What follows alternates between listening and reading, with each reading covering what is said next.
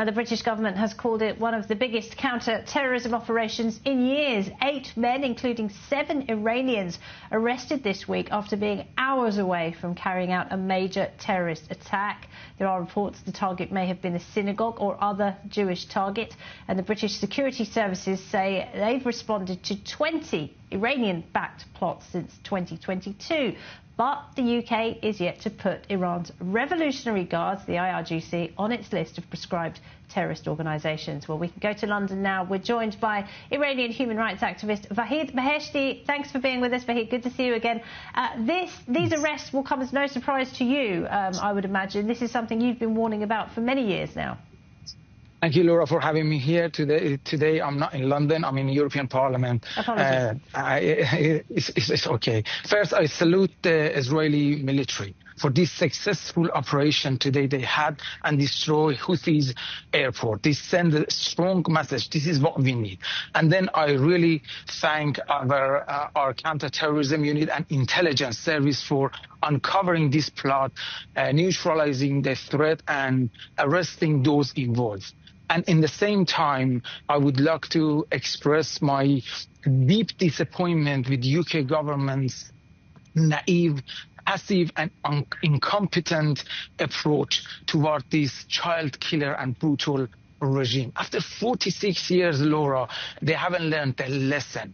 They still think appeasement works with this brutal regime, and they don't understand the only language this regime respond to and understand is force. This is exactly what Israel does at the moment. Our former, if you remember, our former Home Secretary, she stated rightly, IRGC poses the greatest threat to UK national security. And seeing all this evidence, all these plots, and as you said, the report of MI5, despite today is 804 days we are protesting in front of UK Foreign Office, still our government refuses to place IRGC on the terrorist list. And this, the dangerous of this incompetent and inactive act is that we are constantly sending wrong signal to this brutal regime, which this country is weak.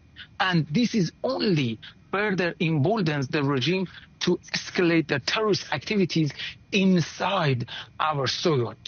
You know, for years we've warned the Iranian regime is not driven by politics, but by an ideology, very dangerous ideology. They believe they have a divine mission, and that divine mission is that transferring the whole world, our modern world, into Islamic State and destroying the Western civilization. So the annihilation of Israel is not the final goal, is not their automated goal, is the beginning, is the first step. And Israel and Iranian people at this time are not fighting for themselves, fighting for the whole world, fighting for our freedom, fighting for our democracy. So if we are to conclude, if we are going to confront this existential threat to humanity, we need to act now, as this regime is at its weakest since 1979. They lost all their source of leverage. They lost all their proxies.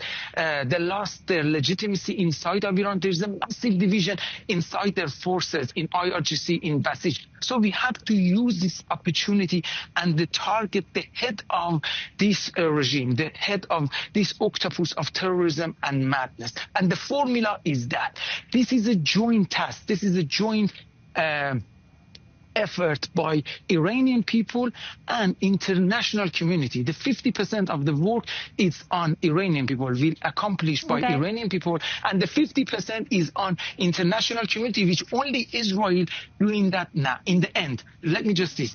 I use this opportunity and once again I deliver the message of overwhelming, absolute majority of Iranian to Prime Minister Beniamine Netanyahu. Prime Minister Beniamine Netanyahu. We Iranian people are with you.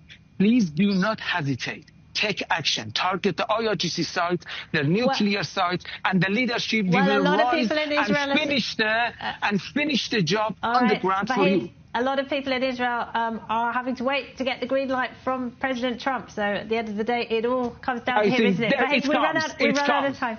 We're out of time. Thank you so much, though. Great to talk to you, Wahid Beheshti there. Thank you for having me here. Thank you.